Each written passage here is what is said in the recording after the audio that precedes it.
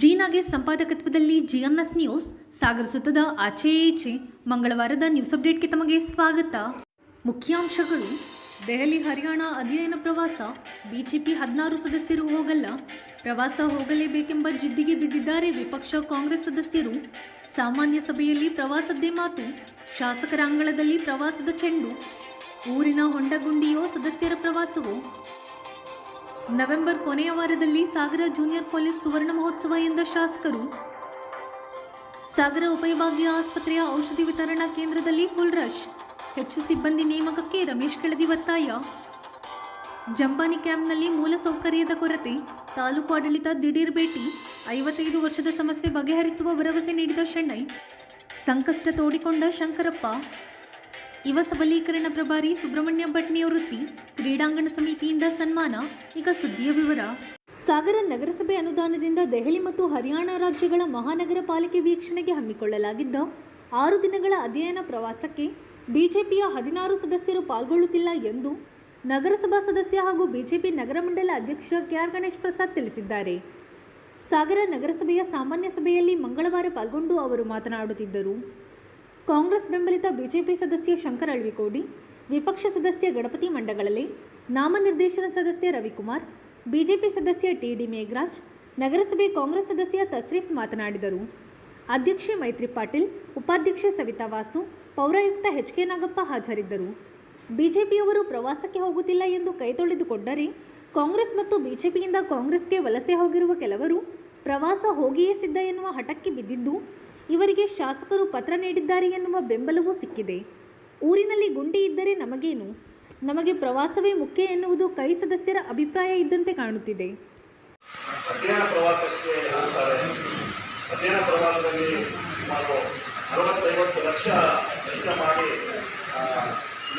ಅಧ್ಯಯನ ಪ್ರವಾಸಕ್ಕೆ ಹೋಗ್ತಾರೆ. ಹರಿಯಾಣ ಮತ್ತು ಬೇಲಿಗೆ ಅಂತ ಇರ್ತಕ್ಕಂಥ ವಿಚಾರಗಳು ಮಾಧ್ಯಮಗಳಲ್ಲಿ ಮತ್ತು ಸೋಷಿಯಲ್ ಮೀಡಿಯಾದಲ್ಲಿ ತಾಲೂಕು ಮಟ್ಟದ ಲೋಕದಿಂದ ಹಿಡಿದು ಇವತ್ತು ರಾಜ್ಯ ಮಟ್ಟದ ವಿದ್ಯಾಸಂಸ್ಥೆ, ಪ್ರಜಾವಾಣಿ ಇಂಥ ಎಲ್ಲ ಪತ್ರಿಕೆಗಳಿಗೂ ಕೂಡ ಈ ವಿಷಯ ಪ್ರಸ್ತಾಪ ಆಗ್ತಾ ಇದೆ.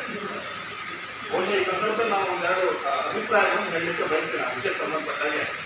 ಯಾಕಂದರೆ ಅಧ್ಯಯನ ಪ್ರವಾಸ ಹೋಗ್ತಕ್ಕಂಥದ್ದು ಬಹಳ ಯೋಗ್ಯವಾಗಿರ್ತಕ್ಕಂಥ ಸಂಗತಿ. ಯಾಕಂದರೆ ಇವತ್ತು ಹೊರ ರಾಜ್ಯಗಳಿರ್ಬೋದು ಅಥವಾ ಹೊರ ಜಿಲ್ಲೆಗಳಿರ್ಬೋದು, ಬೇರೆ ಈ ರೀತಿಯ ಒಂದಷ್ಟು ಪ್ರಗತಿ ಆಗಿರ್ತಕ್ಕಂಥ ಪ್ರದೇಶಗಳಲ್ಲಿ ಏನೇ ಆಗಿದೆ, ಸ್ವಚ್ಛತೆ ಇರ್ಬೋದು ಅಥವಾ ರಸ್ತೆಗಳಿರ್ಬೋದು, ಮೂಲಭೂತ ಸೌಕರ್ಯಗಳಿರ್ಬೋದು, ಈ ವಿಷಯದಲ್ಲಿ ಯಾವ ರೀತಿ ಪ್ರಗತಿ ಆಗಿದೆ ಅದನ್ನು ನೋಡಿ ಇಲ್ಲಿ ಬಂದು ನಾವು ಅದನ್ನು ಅನುಷ್ಠಾನಗೊಳಿಸ್ತಕ್ಕಂಥದ್ದು ಒಂದು ಒಳ್ಳೆಯ ಒಂದು ಬೆಳವಣಿಗೆ. ಅದು ಆಗಲೇಬೇಕಾಗಿರ್ತಕ್ಕಂಥದ್ದು ಸತ್ಯ ಇದೆ. ಜೊತೆಗೆ ಈ ಸಂದರ್ಭದಲ್ಲಿ ಅದಕ್ಕೆ ವಿಶೇಷವಾಗಿ ಅದನ್ನು ಸರ್ಕಾರದ ಮಟ್ಟದಲ್ಲಿ, ಯಾಕಂದರೆ ಸರ್ಕಾರ ಮಟ್ಟದಲ್ಲಿ ಒಂದು ಆ ಕೆಲಸವನ್ನು ತಿಳ್ಕೊಂಡು ಬರ್ತಕ್ಕಂಥದ್ದು ಬಂದರೆ ಯಾವುದೇ ಸಂಖ್ಯಾಸ ಅದು ಬಹಳ ಕಷ್ಟ.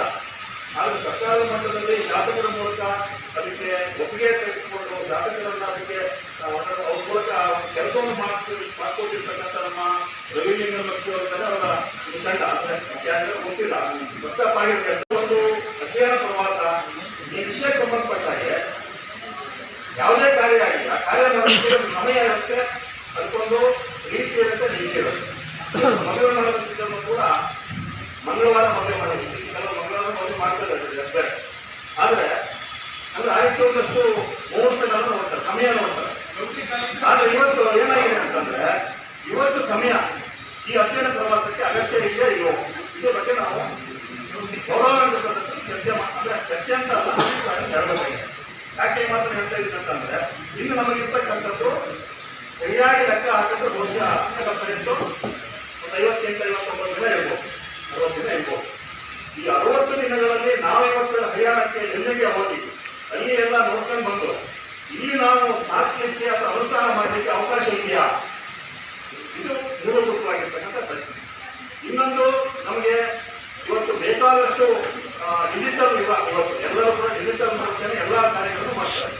ಇವತ್ತು ಸರ್ಕಾರದ ಒಂದು ವೆಚ್ಚಕ್ಕೆ ಕಡಿವಾಣ ಹಾಕ್ತಕ್ಕಂಥ ನಿಟ್ಟಲ್ಲಿ AI ಬಂದಿದೆ, ಆರ್ಟಿಫಿಷಿಯಲ್ ಇಂಟೆಲಿಜೆನ್ಸ್ ಬಂದಿದೆ. ಬಹುಶಃ ಈ ದೊಡ್ಡದೊಂದು ಸ್ಕ್ರೀನ್ ಹಾಕಿದ್ರೆ ಅಲ್ಲಿದ್ದ ರೀತಿಯ ಭಾಷೆ ಆಗುತ್ತೆ. ಏನೊಂದು 2-3 ಲಕ್ಷದಲ್ಲಿ ಮುಗಿದೋಗ್ಬಿಡುತ್ತೆ, 1-2 ಲಕ್ಷ ಮುಗಿಬೋದು. ಇದು 50-45-50 ಲಕ್ಷ ವೆಚ್ಚ ಮಾಡಿ ಆಯುತ್ತೆ.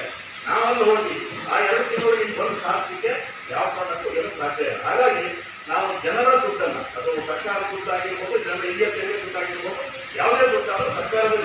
ಸರ್ಕಾರದಿಂದ ಬರಬೇಕಾಗಿತ್ತು, ನಗರಸಭೆ ಇರ್ಬೋದು, MSC ಹೋಗುವುದು. ಹಾಗಾಗಿ ನನ್ನ ಅಭಿಪ್ರಾಯ ಏನಂತಂದ್ರೆ, ನನ್ನ ಅಭಿಪ್ರಾಯಕ್ಕಿಂತ ನಮ್ಮ ಪಕ್ಷದ ನಮ್ಮ 16 ಸದಸ್ಯರು ಅಂದ್ರೆ ಸರ್ ಅವ್ರ ಅಭಿಪ್ರಾಯ ಅವ್ರು ಹೇಳ್ತಾರೆ ಬಿಡಿ ಸರ್. ಇಂಕ್ಲೂಡಿಂಗ್ ನಮ್ಮ ಸತೀಶ್ ರಾಮನಗರ 16 ಜನ ಯೋಚನೆ ಮಾಡಿದ್ವಿ. ಯಾವುದೇ ಕಾರಣಕ್ಕೂ ಕೂಡ ಈಗಿನ ಸಂದರ್ಭದಲ್ಲಿ ಅಧ್ಯಯನ ಪ್ರವಾಸಕ್ಕೆ ಹೋಗ್ತಕ್ಕಂಥ ಪ್ರಶ್ನೆಯೇ ಇಲ್ಲ.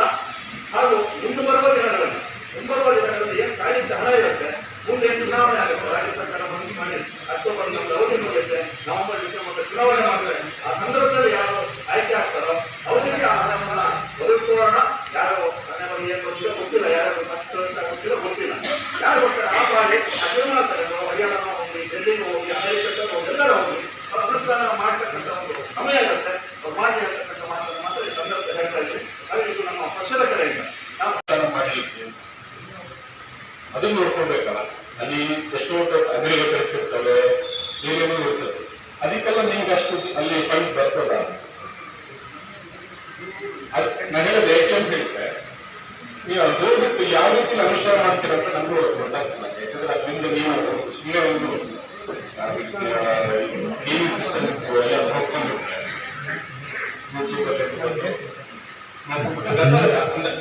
ನಿಮ್ಮ ಅಭಿಪ್ರಾಯ ಅಂದರೆ ಏನೀಗ ನಾವೇನಾದರೂ ಒಂದು ಹೊಸದನ್ನು ನೋಡ್ಕೊಂಡು ಬಂದು ನಾವು ಸಾಗರದಲ್ಲಿ ಇಂಥದ್ದನ್ನು ಮಾಡ್ತೀವಿ ಅಂದರೆ ಅದಕ್ಕೆ ಫಂಡ್ಸ್ ಕೊರತೆ ಇರೋಲ್ಲ. ಅಂದರೆ ಇನ್ನೋವೇಷನ್ ಇದೆ. ಅಂದರೆ ಇರೋ ಸಂಘದಲ್ಲಿ ನಾನು ಅದು ಮಾಡ್ತೀನಿ ಇದು ಮಾಡ್ತೀನಿ ಅಂದರೆ ದುಡ್ಡು ಕೊಡೋಲ್ಲ. ನಾವೇನಾದರೂ ಡಿಸೆಂಟ್ರಲೈಸ್ ಅಂದರೆ ಈಗ ಸೆಂಟ್ರಲೈಸ್ ಇದ್ದೀವಿ, ಏನಾದರೂ ಆ ಥರ ಡಿಸೆಂಟ್ರಲೈಸ್ ಮಾಡಿದ್ದಿದ್ದರೆ ಅದು ನಾನು ಅಂದರೆ ಈ ಟೂರ್ ವಿಚಾರದಲ್ಲಿ ನಾನು ಅಭಿಪ್ರಾಯ ಹೇಳ್ತಾ ಇಲ್ಲ. ಫಂಡ್ಸ್ ವಿಚಾರಕ್ಕೆ ಕೇಳಿದ್ರೆ ಸರ್ಕಾರ ಕೊಡಿ. ನಾನು ಯಾಕಂದ್ರೆ 2 ತಿಂಗಳಲ್ಲಿ ನಮ್ಗೆ ಏನು ಯಾಕಂದ್ರೆ ಮುಂದೆ ಬಂದು ಅವ್ರಿಗೇನು ಆಸೆ ಇಟ್ಕೊಂಡಿರ್ಬೋದು, ಫ್ಯೂಚರ್ ಅವರೇನು ಒಳ್ಳೆ ರೀತಿಯಲ್ಲಿ ಏನೋ ಮಾಡುವಂಥದ್ದು ಇರ್ಬೋದಲ್ಲ. ಅಂಥವ್ರಿಗೆ ನೋಡ್ಬಿಟ್ಟು ಅವ್ರಿಗೆ ಯಾರು ಹೋಗಿದ್ದಾರೆ ಅವ್ರು ಹೋಗ್ಲಿ ಅನ್ಸುತ್ತೆ. ಬಟ್ ನಾನಂತೂ ಹೋಗ್ತಿಲ್ಲ. ನಮ್ಮ ಒಮ್ಮೆ ಆಲ್ರೆಡಿ ಎಲ್ಲಕ್ಕಿಂತ ಮುಂಚೆ ನಾವು ನಮ್ಮ ಪರವರ್ತರಿಗೆ ಹೇಳಿದ್ದೆ.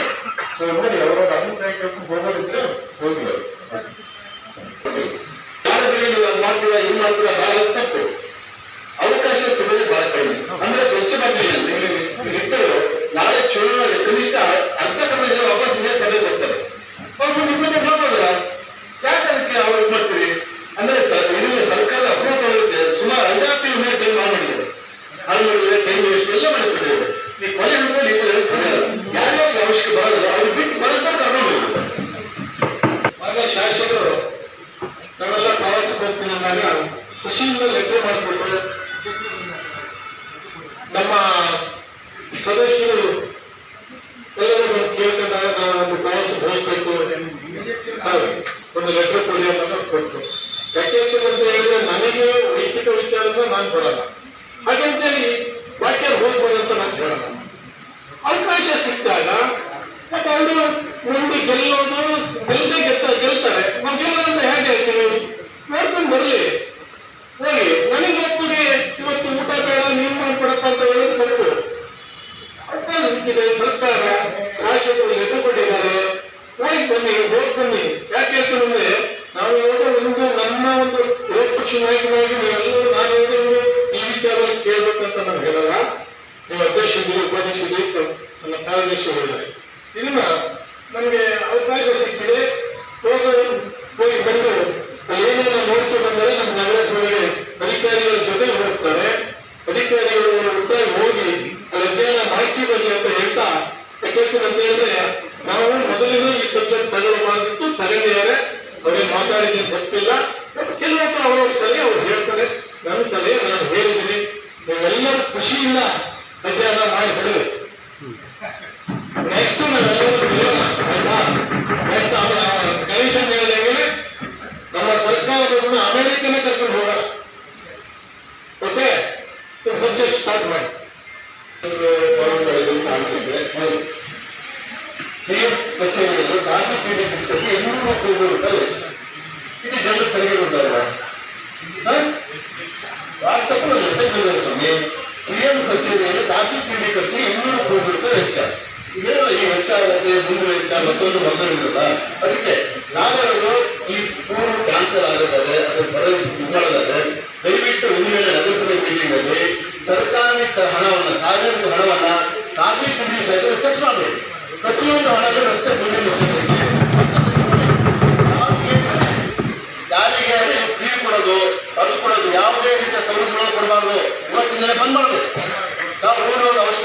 ಕಾಣ್ತಾ ಇದೆ. ನನ್ನ ಸ್ವಂತ ಖರ್ಚು ಹೋಗೋ ತಾಕತ್ತಿಲ್ಲ ಇಲ್ಲಿ. ಎಲ್ಲನೂ ಬಂದ್ ಮಾಡ್ಬೇಕು. ನಮ್ಗೆ ಕಾಫಿ ತಿಂಡಿನೂ ಬೇಡ, ಇಲ್ಲಿ ಬಂದರೆ ಊಟ ತಿಂಡಿ ಬಿಸ್ಕೆಟ್ ಕೊಡೋದು ಬೇಡ. ಎಲ್ಲ ದುಡ್ಡನ್ನು ನಗರಸಭೆ ಹೊಂಡ ಮುಚ್ಚದೆ ರಸ್ತೆಯನ್ನು ಕಳ್ಕೊಳ್ಬೇಕು. ಯಾವ ಕಾರಣಕ್ಕೂ ಯಾರಿಗೂ ಒಂದು ರೂಪಾಯಿ ಕೊಡಬಾರ್ದು. ಸರ್ಕಾರ ಸಾರ್ವಜನಿಕ ದುಡ್ಡು ಸಾರ್ವಜನಿಕ ಯೂಸ್ ಆಗುತ್ತೆ. ಆಕ್ಚುಲಿ ಈಗ ಸಭೆಯ ಅಜೆಂಡಾ ಪ್ರಕಾರ ಕೂಡ ಸಬ್ಜೆಕ್ಟೇ ಇಲ್ಲ. ಯಾಕಂದ್ರೆ ಪ್ರವಾಸಕ್ಕೆ ಹೋಗ್ಬೇಕು ಬಿಡಬೇಕು ಅನ್ನೋದ್ರ ಬಗ್ಗೆ ಈ ಹಿಂದೆ ಚರ್ಚೆ ಆಗಿದೆ. ಸಾಧಕ ಬಾಧಕಗಳನ್ನ ಚರ್ಚೆ ಮಾಡಿದ್ದೀವಿ. ಮತ್ತೆ ಇವತ್ತು ಬಿಜೆಪಿ 16 ಜನ ಅಂತ ಹೇಳ್ಬೋದು.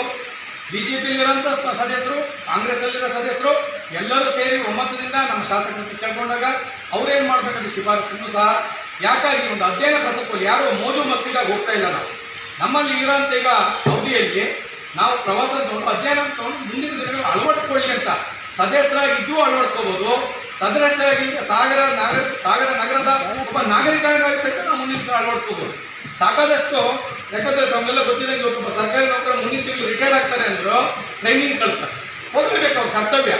ಆ ಅವಧಿ ಮುಗಿಯೋದಂದ್ರೂ ನಮ್ಮ ಕರ್ತವ್ಯ ಇದೆ, ಅಂತ ಪಾಲನೆ ಮಾಡೋಣ. ಸಾಕಷ್ಟು ಚರ್ಚೆ ಆಯಿತು. ಏನು ಅಂದರೆ ಸದಸ್ಯರ ಅಧ್ಯಯನ ಪ್ರವಾಸ ಅಂತ ಅಂದ್ರೂ ಹಣ ಪೋಲಾಗುತ್ತೆ ಅಂತಕ್ಕಂಥ ಮಾತು ಬಂತು.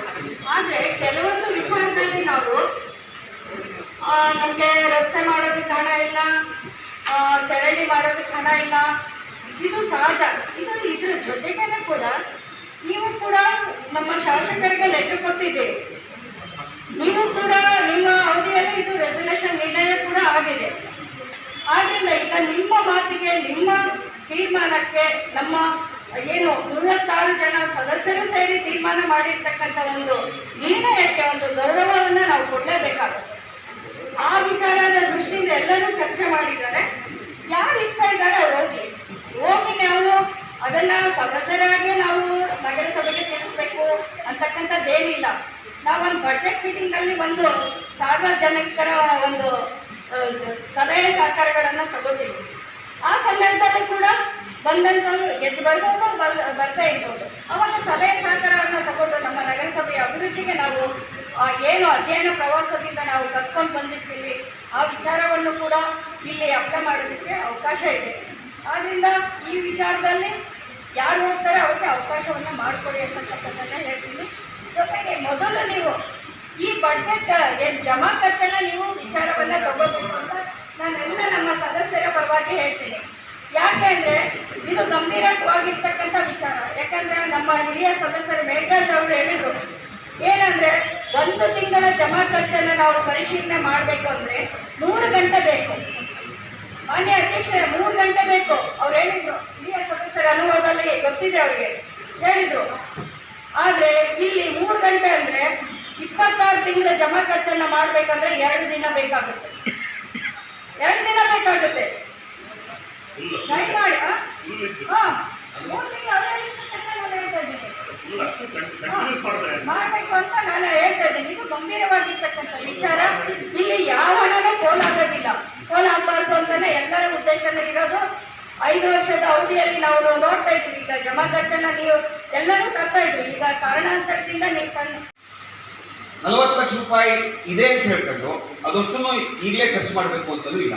ಆ ರೀತಿ ಪ್ರಾವಿಷನ್ಸ್ ಅಲ್ಲಿ ನೀವು ಕೊಟ್ಟಿರೋ ಜಮಾ ಖರ್ಚಲ್ಲಿ 24.1 56 ಲಕ್ಷ ರೂಪಾಯಿ ಪರಿಶಿಷ್ಟ ಜಾತಿ ಮತ್ತು ಪಂಗಡದ ವರ್ಗದವರಿಗೆ ಕೊಡಲಿಕ್ಕೆ ನಮ್ಗೆ ಅವಕಾಶ ಇದೆ. 56 ಲಕ್ಷ ರೂಪಾಯಿ ಕೊಡೋಕ್ಕೆ ಅವಕಾಶ ಇದೆ. ಅದನ್ನು ಕೊಡೋದಕ್ಕೆ ನಾವು ಹಣಕಾಸಿನಲ್ಲಿ ಸಶಕ್ತರಾಗ್ತಿದ್ರೆ ಈಗಿಲ್ಲ. ಆ ದಿಕ್ಕಿನಲ್ಲಿ ಆ ಸಮುದಾಯಕ್ಕೆ ನಾವು ವಂಚನೆ ಮಾಡೋದಕ್ಕಾಗ್ತದೆ. ನಾವು ನಮ್ಮ ಸಂಪನ್ಮೂಲ ತೆರಿಗೆಯಿಂದ ಸಂಗ್ರಹಿಸಬೇಕು, ಉಳಿಸ್ಬೇಕು. ಆ ಸಮುದಾಯಕ್ಕೆ ಏನು 56 ಲಕ್ಷ ರೂಪಾಯಿ ಪೀಕ್ ಗ್ರಾಫ್ ಬಂದಿದೆ ಕೊಡಬೇಕು. 7.25 ದುಡ್ಡಿದೆ, 24 ಲಕ್ಷ ರೂಪಾಯಿ ಚಿಲ್ಲರೆ ಇದೆ. ನಾವು ಕೊಡ್ಲಿಕ್ಕೆ ಪ್ರಾವಿಷನ್ ಜಾತಿ ಮತ್ತೊಂದು ಏನು ನೋಡಿದೆ, ಯಾರು ಬಡವ ಇದ್ದಾನೆ ಅವನಿಗೆ ಕೊಡ್ಲಿಕ್ಕೆ ಅವಕಾಶ ಇದೆ. 5.5% ಇದೆ, ವಿವರಕ್ಕೆ ಹೋಗಲ್ಲ. ಅವುಗಳನ್ನು ಕೊಡಬೇಕು. ಅದೇ ಥರದಲ್ಲಿ ಟೂರ್ ಹೋಗಿ ಬರಲಿಕ್ಕೂ ಅವಕಾಶ ಇದೆ. ಆ ಹಿನ್ನೆಲೆವರೆಗೆ ಪ್ರಜಾತಂತ್ರ ವ್ಯವಸ್ಥೆಯಲ್ಲಿ ಸಾರ್ವಜನಿಕ ಅಭಿಪ್ರಾಯಕ್ಕೂ ಕೂಡ ನಾವು ಮಾನ್ಯತೆ ಮತ್ತು ಮನ್ನಣೆಯನ್ನು ಕೊಡಬೇಕಾಗುತ್ತೆ. ಅಧ್ಯಕ್ಷರೇ, ಈಗಾಗಲೇ ತಾವು ಕಳಿಸಿದ್ರೆ ಒಂದು ಸರ್ಕ್ಯುಲರ್ನ, ಅದರಲ್ಲಿ ನಾವು ಬರಲ್ಲ, ಹೋಗೋದಿದ್ರೆ ಹೋಗ್ಬೋದು ಅನ್ನೋದನ್ನು ಈ ಹಿಂದೆ ಅಭಿಪ್ರಾಯವನ್ನು ನಾವು ಕೊಟ್ಟಿದ್ವಿ. ಈ ಸಂದರ್ಭದಲ್ಲಿ ನಮ್ಮ ಪಕ್ಷದ ಅಧ್ಯಕ್ಷರು ಒಂದು ನಿರ್ಧಾರವನ್ನು ಪ್ರಕಟಣೆ ಮಾಡಿದ್ದಾರೆ. ಊರು, ಒಟ್ಟು ವ್ಯವಸ್ಥೆ, ಹಣಕಾಸು ಪರಿಸ್ಥಿತಿ ಇದು ಸರಿ ಇಲ್ಲದೆ ಇರೋದ್ರಿಂದ ನಾವು 16 ಜನ ಹೋಗ್ತಾ ಇಲ್ಲ. ಒಂದೊಮ್ಮೆ ಯಾರಾದರೂ ಹೋಗ್ತೀವಿ ಅಂತಂದರೆ ಅದನ್ನು ಪರಿಗಣಿಸ್ಬೋದು ಅನ್ನೋದನ್ನು ಮಾನ್ಯ ಅಧ್ಯಕ್ಷರು ತಿಳಿಸಿದ್ದಾರೆ.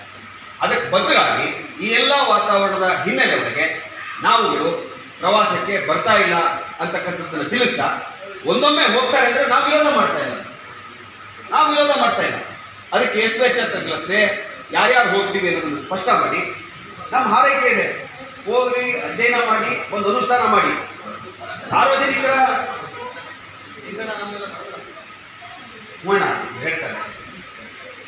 ಹೇಳ್ತಾರೆ ಆ ಹಿನ್ನೆಲೆ ಒಳಗೆ ನಾವು ನಮ್ಮ ವ್ಯವಸ್ಥೆಯನ್ನು ಗೌರವಿಸಿ ಮತ್ತು ಊರಿನ ಹಣಕಾಸು ಸ್ಥಿತಿ, ಇಲ್ಲಿಯ ಸ್ಥಳೀಯ ಸಂಸ್ಥೆಯ ಆರ್ಥಿಕ ಸ್ಥಿತಿ ಇದನ್ನು ಗಮನದಲ್ಲಿಟ್ಟುಕೊಂಡು ನಿರ್ಧಾರ ಮಾಡಿದ್ದಾರೆ ಬರೋದಿಲ್ಲ ಅಂತ ಹೇಳ್ಕೊಂಡು. ಆ ಹಿನ್ನೆಲೆ ಒಳಗೆ ಇನ್ನು 40 ಎಷ್ಟು ದಿನ ಇದೆ ಅಂತಂದ್ರೆ ನಮ್ಮ 58 ಅಕ್ಟೋಬರ್ 29ಕ್ಕೆ ಮುಗಿಯತ್ತೆ ಅಂತಿದೆ. ಹೋಗಲ್ಲ ಅಂತಾದ್ರೆ ಮುಂದೆ ಬಂದವರು ಇದೇ ಆದೇಶದ ಅನ್ವಯ ಗಣಪತಣ್ಣ ಹೇಳಿದ್ದಾರೆ, ಅಮೆರಿಕಕ್ಕೂ ಹೋಗೋದಕ್ಕೆ ಅವಕಾಶ ಮಾಡ್ಕೊಡ್ತೀವಿ ಅಂತ ಹೇಳಿ.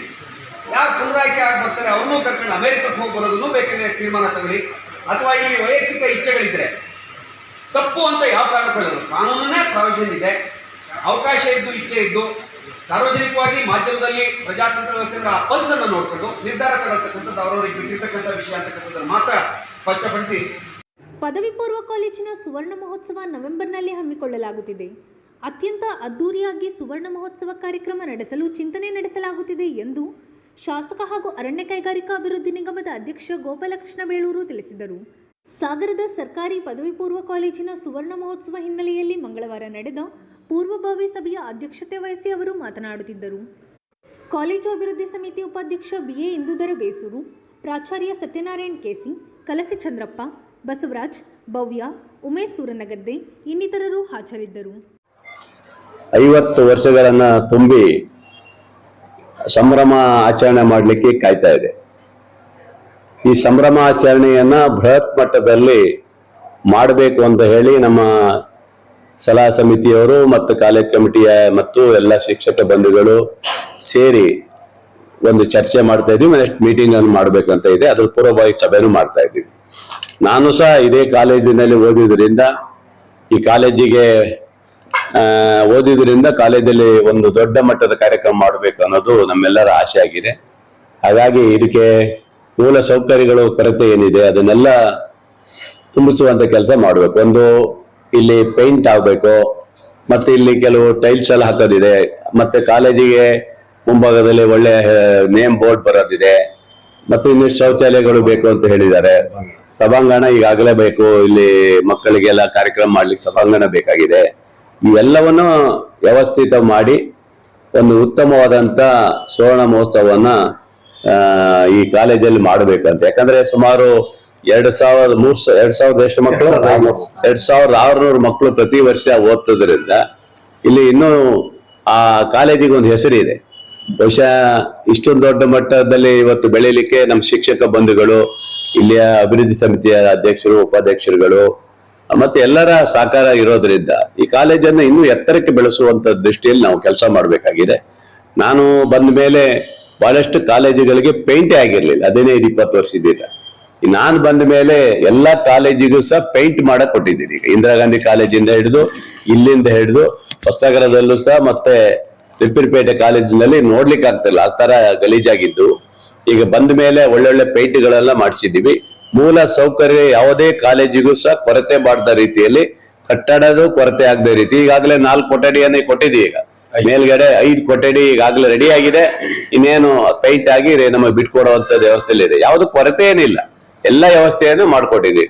ಉತ್ತಮವಾದಂತ 2 ಶೌಚಾಲಯನೂ ಕೊಟ್ಟಿದ್ದೀವಿ. ಬಹಳ ಚೆನ್ನಾಗಿದೆ. ಒಂದು 40 ಲಕ್ಷ ರೂಪಾಯಿದ 2 ಶೌಚಾಲಯನೂ ಚೆನ್ನಾಗಿ ಕೊಟ್ಟಿದ್ದೀವಿ. ಹಾಗಾಗಿ ಈ ಒಂದು ಕಾಲೇಜು ಮಾದರಿಯ ಕಾಲೇಜ್ ಆಗ್ಬೇಕು.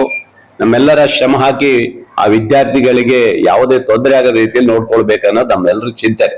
ನನಗೆ ಮುಖ್ಯ ಇದು ಅಂತ ಹೇಳಿದ್ರೆ ಶಿಕ್ಷಣದಲ್ಲಿ ಯಾವುದೇ ಕೊರತೆ ಆಗಬಾರದು ದೃಷ್ಟಿಯಲ್ಲಿ ನಾವೆಲ್ಲರೂ ಸೇರಿ ಒದ್ದಾಗಿ ಕೆಲಸ ಮಾಡಬೇಕಾಗಿದೆ. ಅದಕ್ಕಾಗಿ ಈ ಸುವರ್ಣ ಮಹೋತ್ಸವವನ್ನ ಬಹಳ ದೊಡ್ಡ ಮಟ್ಟದಲ್ಲಿ ಮಾಡ್ಬೇಕನ್ನೋದು ವ್ಯವಸ್ಥೆ ಮಾಡಿದ್ದೀವಿ. ಅದಕ್ಕೆ ಸ್ವಲ್ಪ ಮಳೆಗಾಲ ಎಲ್ಲ ಕಳಿಬೇಕು, ಈಗಲೇ ಮಾಡಲ್ಲ. ನಮ್ದು ಸಭಾಭವನಗಳು ಇವೆಲ್ಲ ಮುಗಿಬೇಕು, ಇಂಟರ್ಲಾಕ್ ಹಾಕೋದೆಲ್ಲ ಇದೆ, ಅವೆಲ್ಲ ಮುಗಿಬೇಕು. ಎಲ್ಲ ಆದ್ಮೇಲೆ ಎಲ್ಲ ಬಹುಶಃ ಈ ಕಾಲೇಜಿನ ಹಳೆ ವಿದ್ಯಾರ್ಥಿಗಳಿಗೆ ಕರೆಸ್ತೀವಿ. ಮತ್ತೆ ಬಹಳ ಜನ ಸಂಘ ಸಂಸ್ಥೆಯವ್ರನ್ನು ಕರೆಸ್ತೀವಿ. ಈ ಕಾಲೇಜಿಗೆ ಯಾರ್ಯಾರು ಶ್ರಮ ಹಾಕಿದ್ರಾಗ ಅವರೆಲ್ಲರನ್ನು ಕರೆಸಿ ಅವರಿಗೂ ಸಹ ಸನ್ಮಾನ ಮಾಡುವಂತ ಕೆಲಸವನ್ನು ಮಾಡಬೇಕಾಗಿದೆ. ಹಾಗಾಗಿ ಒಳ್ಳೆ ಕಾರ್ಯಕ್ರಮ ಮಾಡ್ತಾ ಇದ್ದೀವಿ, ಯಶಸ್ವಿಯಾದ ಕಾರ್ಯಕ್ರಮ. ಸಾಗರದ ಉಪವಿಭಾಗೀಯ ಆಸ್ಪತ್ರೆಯ ಔಷಧಿ ವಿತರಣಾ ಘಟಕದಲ್ಲಿ ಸೂಕ್ತ ವ್ಯವಸ್ಥೆ ಕಲ್ಪಿಸಲು ರೈತ ಸಂಘದ ಜಿಲ್ಲಾ ಉಪಾಧ್ಯಕ್ಷ ರಮೇಶ್ ಕೆಳದಿ ಒತ್ತಾಯಿಸಿದ್ದಾರೆ. ಮಂಗಳವಾರ ಆಸ್ಪತ್ರೆಗೆ ಭೇಟಿ ನೀಡಿದಾಗ ಔಷಧಿ ವಿತರಣಾ ಘಟಕದ ಎದುರು ವೃದ್ಧರು ಸೇರಿದಂತೆ ನೂರಾರು ಜನರು ನಿಂತಿದ್ದರು. ಔಷಧಿಯನ್ನು ಇಬ್ಬರೇ ನೀಡುತ್ತಿದ್ದರು. ಈ ಹಿನ್ನೆಲೆಯಲ್ಲಿ ಅವರು ರೋಗಿಗಳ ಜೊತೆ ಚರ್ಚೆ ನಡೆಸಿ ಮಾತನಾಡುತ್ತಾ, ಉಪವಿಭಾಗ ಆಸ್ಪತ್ರೆಯ ಏನು ಔಷಧಿ ಕಾರ್ಯಾಲಯದೊಳಗಿದೆ, ಮೆಡಿಕಲ್ ಸೆಂಟರ್ ಹೋಗ್ತೀವಿ. ಈಗ ಸಮಯ ಕೇವಲ ಈಗ 1 ಗಂಟೆ 5 ನಿಮಿಷ.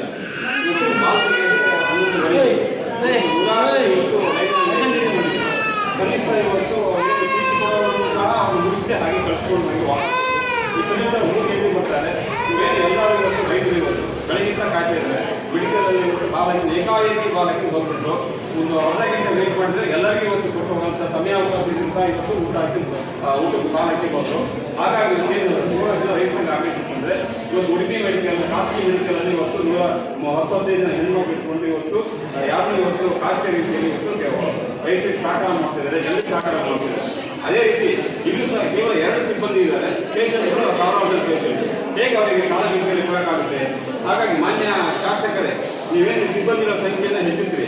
ಕೇವಲ 2 ಜನ ಸಿಬ್ಬಂದಿಗಳಿದ್ದಾರೆ, ಹೆಚ್ಚಿಗೆ 5-6 ಜನ ಸಿಬ್ಬಂದಿ ಇಟ್ಕೊಂಡು ಕಾಲಮಿತಿಯಲ್ಲಿ ಎಲ್ಲ ರೋಗಿಗಳಿಗೂ ಔಷಧಿಯಿಂದ ಸಿಗುವಂತೆ ನೀವು ಮಾಡಬೇಕು. ಹಾಗೂ ಅಲ್ಲಿ ಕೌಂಟರ್ ಸಹ ಇವತ್ತು ಬೆಳಗ್ಗೆ 11 ಗಂಟೆಗೆ ಬಂದರೆ ಇವತ್ತು 3 ಗಂಟೆವರೆಗೆ ಕೊಂಡು ಚೀಟಿ ಸಿಗ್ತಾ ಇಲ್ಲ.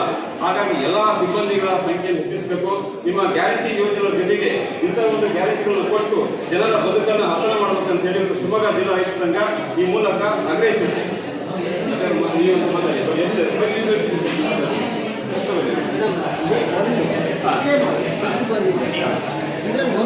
ಒಂದು ಕೊಟ್ಟೋಗಿದ್ದಾರೆ, ನಿನ್ನ 2 ಮಾತ್ರೆ ಕೊಟ್ಟಿದ್ರೆ ಮನೆಗೆ ಹೋಗ್ತಿದ್ರು. ಅಷ್ಟು ಅಸಡ್ಡೆನ ಇವರಿಗೆ. ಒಂದೇ ಮಾತ್ರೆ ಕೊಟ್ಟಿದ್ದೀನಿ, ಚೀಟಿಯಲ್ಲಿ ಕಂಪ್ಲೇಂಟ್ ಮಾಡಿದರೆ ನನಗೆ ಇವ್ರ ಮೇಲೆ ಗೌರವ ಇರ್ತಿತ್ತು. 1 ಮಾತ್ರೆ ಕೊಟ್ಟಿದ್ದಾರೆ, ನಿನ್ನ 2 ಕೊಟ್ಟಿದ್ರೆ ಮನೆಗೆ ಹೋಗ್ತಿದ್ರು. ಯಾಕೆ ಅಸಡ್ಡೆ? ಜನಪ್ರತಿನಿಧಿಗಳು ಇಲ್ವ ಇಲ್ಲಿ ಸಾಗರದಲ್ಲಿ? ಮುಂದಿನ ದಿನದಲ್ಲಿ ಹೋರಾಟ ಮಾಡಬೇಕಾಗುತ್ತೆ. ಮತ್ತೆ ಇವರಿಗೂ ಅಷ್ಟೇ, ಒಂದನ್ನು ಈ ಅಜ್ಜಿ ಒಂದು ಟೂರ್ ಕೊಟ್ಟಿದ್ದಾರೆ, ನಿನ್ನ 2 ಕೊಟ್ಟಿದ್ರೆ ಮನೆಗೆ ಹೋಗ್ತಿದ್ರು. ಯಾರು ಜನಪ್ರತಿನಿಧಿಗಳು ಇಲ್ವಾ ಇಲ್ಲಿ? ಸತ್ತೋಗಿರಾ? ನಮಸ್ಕಾರ ಸರ್. ಸಾಗರದ ತಾಲೂಕು ಪಂಚಾಯಿತಿ ಹಾಗೂ ಶಿಕ್ಷಣ ಇಲಾಖೆ ಮುಂದಾಲೋಚನೆಯಿಂದಾಗಿ ಕುಗ್ರಾಮ ಜಂಬಾನಿ ಗ್ರಾಮದ ಕ್ಯಾಂಪಿನಲ್ಲಿ ಕಳೆದ 55 ವರ್ಷಗಳಿಂದ ಮೂಲಭೂತ ಸೌಲಭ್ಯಗಳಿಲ್ಲದೆ ವಾಸ ಮಾಡುತ್ತಿರುವವರಿಗೆ ಭರವಸೆಯ ಬೆಳಕು ಸಿಕ್ಕಿದೆ. ಇಲ್ಲಿ 90ಕ್ಕೂ ಹೆಚ್ಚು ಜನ ವಾಸವಿದ್ದು ಮರ ಕಡಿಯುವ ಸೇರಿ ಬೇರೆ ಬೇರೆ ಕೂಲಿ ಕೆಲಸ ಮಾಡುತ್ತಿದ್ದಾರೆ. 20 ಕುಟುಂಬದಲ್ಲಿ 32 ಮಕ್ಕಳು ವಾಸ ಮಾಡುತ್ತಿದ್ದು ಇವರು ಶಾಲೆಗೆ ಸರಿಯಾಗಿ ಹೋಗುತ್ತಿರಲಿಲ್ಲ. ಈ ಹಿನ್ನೆಲೆಯಲ್ಲಿ ಇಲಾಖೆ ಮುಖ್ಯಸ್ಥರು ಮಂಗಳವಾರ ಜಂಬಾನಿ ಗ್ರಾಮಕ್ಕೆ ತೆರಳಿ ಗ್ರಾಮಸ್ಥರ ಜೊತೆ ಸಮಾಲೋಚನೆ ನಡೆಸಿ ಸೂಕ್ತ ಸೌಲಭ್ಯ ಕಲ್ಪಿಸಿಕೊಡುವ ಭರವಸೆ ನೀಡಿದರು. ಈ ಸಂದರ್ಭದಲ್ಲಿ ತಾಲೂಕು ಪಂಚಾಯಿತಿ ಕಾರ್ಯನಿರ್ವಹಣಾಧಿಕಾರಿ ಗುರುಕೃಷ್ಣ ಶೆಣೈ, ಕ್ಷೇತ್ರ ಶಿಕ್ಷಣಾಧಿಕಾರಿ ಪರಶುರಾಮಪ್ಪ ಮಾತನಾಡಿದರು. ಗ್ರಾಮದ ಶಂಕರಪ್ಪ ಮಾತನಾಡಿದರು. ಬರೂರು ಗ್ರಾಮ ಪಂಚಾಯಿತಿ ಮಾಜಿ ಅಧ್ಯಕ್ಷ ಕಂಡೋಜಿ, ರಮೇಶ್, ರಾಜು, ಡಾಕ್ಟರ್ ಅನ್ನಪೂರ್ಣ, ರಮೇಶ್, ಸತೀಶ್, ಪ್ರವೀಣ್, ಕುಮಾರಸ್ವಾಮಿ ಕೊಪ್ಪ, ವಿಟಿ ಸ್ವಾಮಿ ಇನ್ನಿತರರು ಹಾಜರಿದ್ದರು. ಎಲ್ರಿಗೂ ನಮಸ್ತೆ. ನನ್ನ ಹೆಸರು ಪರಶುರಾಮ್, ಸಾಗರದ BO. ಇಲ್ಲಿ ಜಂಬಾನಿ ಕ್ಯಾಂಪಲ್ಲಿ ಒಂದು 18 ಮನೆಗಳಿದೆ. ಇದರಲ್ಲಿ ಪೋಷಕರೆಲ್ಲ ಮರ ಕಡಿಯುವ ಕೆಲಸ. ಇಲ್ಲಿ ಇವರು ತಮಿಳುನಾಡು ಮತ್ತು ಆಂಧ್ರ ಪ್ರದೇಶದಿಂದೆಲ್ಲ ಬಂದವರಿದ್ದಾರೆ. ಇಲ್ಲಿ ತೆಲುಗು ಮತ್ತು ತಮಿಳನ್ನು ಮಾತಾಡುವ ಜನಗಳು. ಇಲ್ಲಿ 18 ಮನೆಗಳಿದೆ. 18 ಮನೆಗಳಲ್ಲಿ ಒಂದು 32 ಜನ ಮಕ್ಕಳು ಇಲ್ಲಿ ಶಾಲೆಗೆ ಹೋಗ್ತಾ ಇದ್ದಾರೆ. ಇಲ್ಲೇ ಪಕ್ಕದ ಸರ್ಕಾರಿ ಹಿರಿಯ ಪ್ರಾಥಮಿಕ ಶಾಲೆ ಜಂಬಾನಿಯಲ್ಲಿ 27 ಜನ ಮಕ್ಕಳು ಅಲ್ಲಿ ಓದ್ತಾ ಇದ್ದಾರೆ. ಅದರಲ್ಲಿ ಒಂದು 4 ಜನ ಮಕ್ಕಳು ಶಾಲೆಗೆ ಬರ್ತಾ ಇಲ್ಲ ಅನ್ನೋ ಕಂಪ್ಲೇಂಟ್ ನಮಗಿತ್ತು.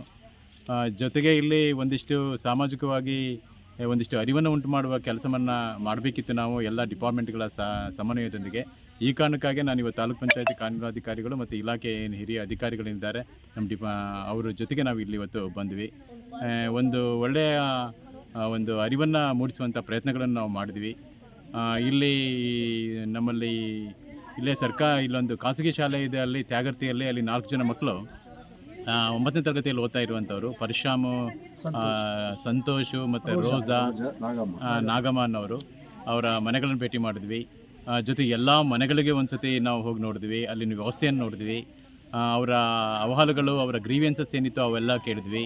ಅವರು ಕುಡಿಯುವ ನೀರಿಗೆ ಸಂಬಂಧಪಟ್ಟಂಗೆ, ಶೌಚಾಲಯಗಳಿಗೆ ಸಂಬಂಧಪಟ್ಟಂಗೆ, ಅವರ ಸ್ಥಿತಿಗತಿಗಳಿಗೆ ಸಂಬಂಧಪಟ್ಟಂಗೆ ಅವರು ತಮ್ಮ ಅಹವಾಲುಗಳನ್ನು ಮುಕ್ತವಾಗಿ ಅವರು ಚರ್ಚೆಯನ್ನು ಮಾಡಿದ್ರು.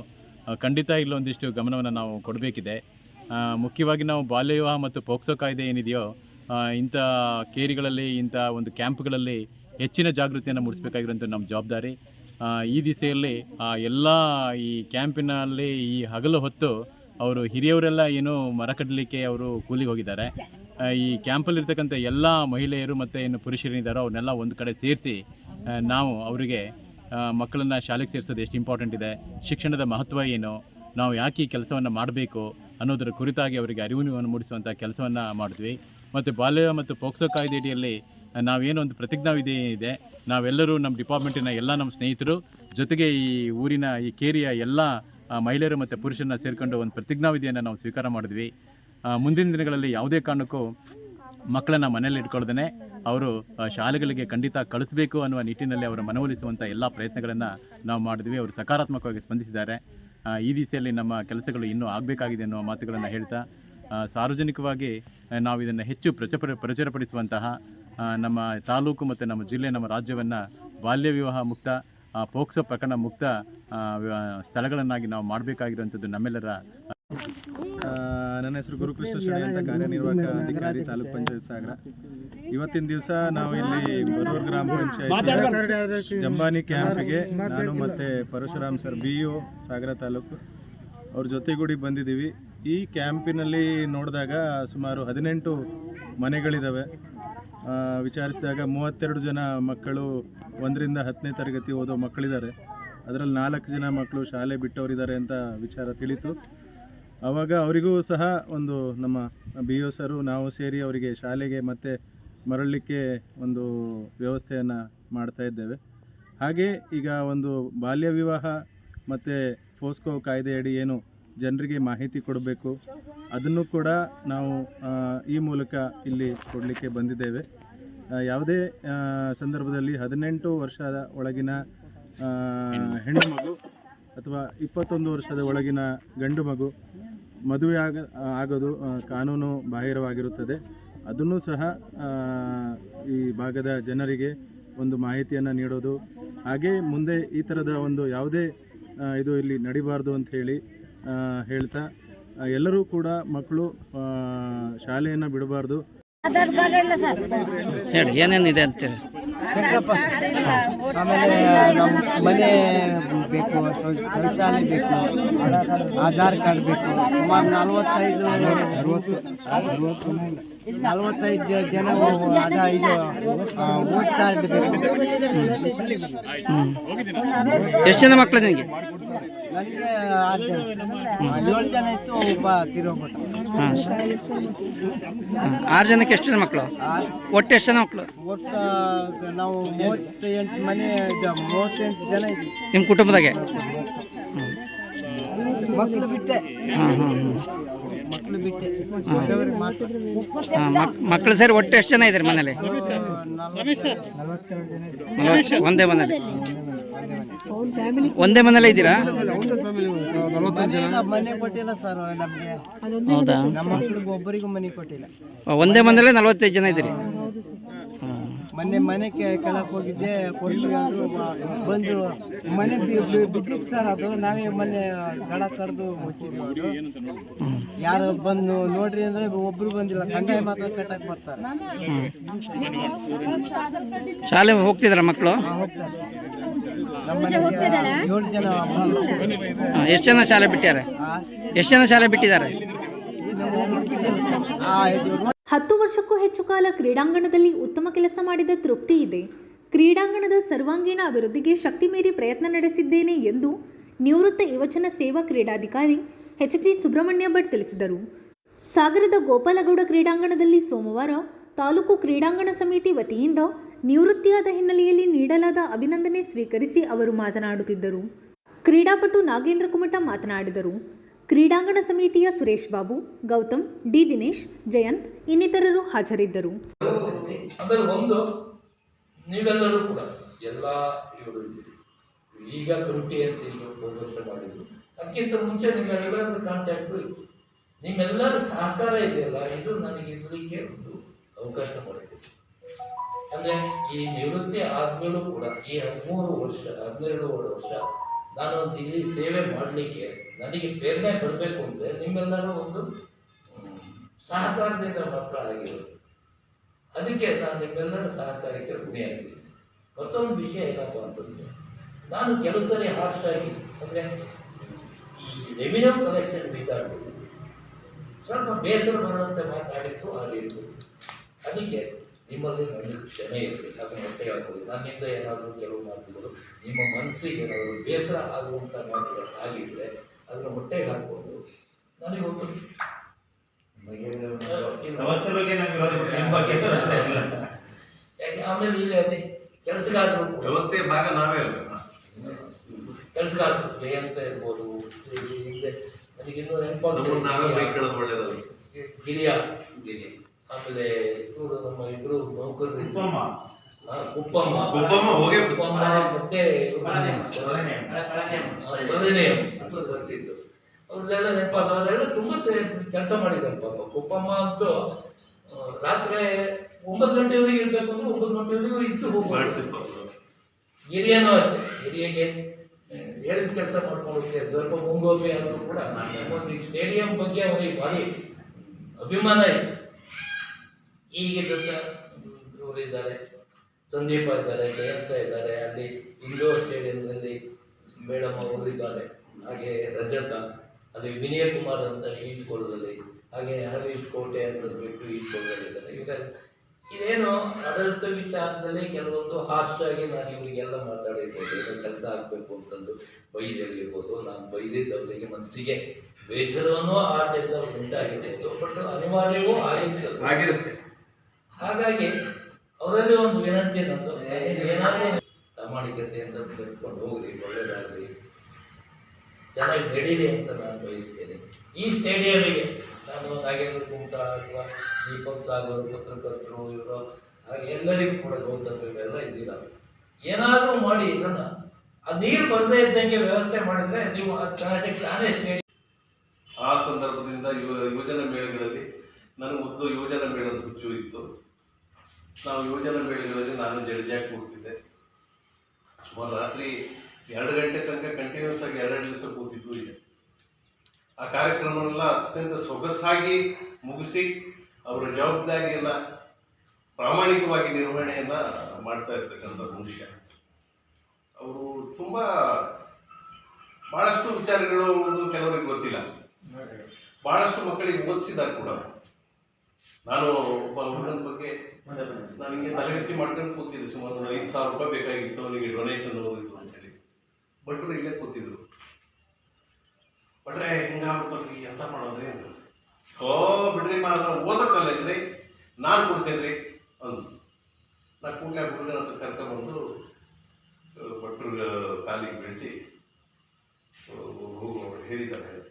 ಅವನೀಗ ಹುಡುಗ ಓದಿ ಡಿಗ್ರಿನೂ ತಗೊಂಡ ಅಂತೆಲ್ಲ ನಮ್ಮ ಕಣ್ಣು ಮುಂದೆನೇ ಓಡಾಡ್ತಿಲ್ಲ, ನಮಗೆ ನೆನಪಿದೆಯೇ ಇಲ್ಲ ಗೊತ್ತಿಲ್ಲ. ಹೀಗೆ ಅವರು ಕೊನೆಗೆ ನಿವೃತ್ತರಾದ ಬಳಿಕ ಈ ಸ್ಟೇಡಿಯಂ ಕೂಡ ಉಸ್ತುವಾರಿಯಾಗಿ ಬಂದು ಇಲ್ಲಿ ನಾನಾ ಥರದ ಮನಸ್ಥಿತಿಗಳ ಮಧ್ಯೆ ಅವರ ತೊಳಲಾಟ ಇವನ್ನೆಲ್ಲ ನೋಡ್ತಾ ಇದ್ದೆ ನಾನು. ಏನು ಮಾಡೋದು ಪಾಪ, ಅವರು ಪ್ರಾಮಾಣಿಕರಾಗಿಟ್ಕೊಂಡು ಈ ಸ್ಟೇಡಿಯಂನಲ್ಲಿ ಕೆಲಸ ಮಾಡ್ತಕ್ಕಂಥದ್ದು ಭಾಳ ಕಷ್ಟ. ಯಾಕಂದರೆ ಯಾರು ಪ್ರಾಮಾಣಿಕರು ಅಂತ ಗುರುತಿಸುವಂಥ ಮನಸ್ಥಿತಿ ಕೂಡ ಅವರಲ್ಲಿ ಇತ್ತು. ಆದರೂ ಕೂಡ ಆ ಪ್ರಾಮಾಣಿಕತೆಯ ವಿರುದ್ಧವಾಗಿ ಹೋಗಬೇಕಾದಂಥ ಪರಿಸ್ಥಿತಿಗಳು ಕೆಲವು ಸತಿ ಅವರಿಗೆ ನಿರ್ಮಾಣ ಆಗಿದೆ. ಅದಿಲ್ಲ ಅಂತ ನಾನು ಹೇಳೋದು. ಆದರೆ ಅವ್ರಿಗೆ ಕೊಟ್ಟಿರ್ತಕ್ಕಂಥ ಜವಾಬ್ದಾರಿನ ಮತ್ತು ಆರ್ಥಿಕ ಸ್ಥಿತಿಗತಿಗಳು ಕೂಡ ಸ್ಟೇಡಿಯಂನಲ್ಲಿ ಹೇಗಿತ್ತು, ಕೆಲವು ಸತಿ ಅವರೇ ದುಡ್ಡು ಕೊಟ್ಟರು ಕೂಡ ಈ ಸ್ಟೇಡಿಯಂನಲ್ಲಿ ಕೆಲಸ ಮಾಡಿಸಿದ್ದು ಇದೆ. ಇವೆಲ್ಲವನ್ನ ಇಟ್ಕೊಂಡು ಅವರು ಈಗ ಸ್ಟೇಡಿಯಂ ಕಮಿಟಿಯಿಂದಲೂ ಕೂಡ ನಿವೃತ್ತರಾಗ್ತಾ ಇರೋದು ತುಂಬ ನಷ್ಟನೂ ಕೂಡ. ಈಗ ಅವರ ಇಳಿ ವಯಸ್ಸು, ಈ ಸಂದರ್ಭದಲ್ಲಿ ಅವರು ಆದಷ್ಟು ಜವಾಬ್ದಾರಿಗಳನ್ನು ಹೊರದೆ. ಇದು ಮಂಗಳವಾರದ ಸಮಗ್ರ ಸುದ್ದಿ. ನಿರಂತರ ಸುದ್ದಿಗಾಗಿ ನೋಡ್ತಾ ಇರಿ GNS ನ್ಯೂಸ್. ನಮಸ್ಕಾರ.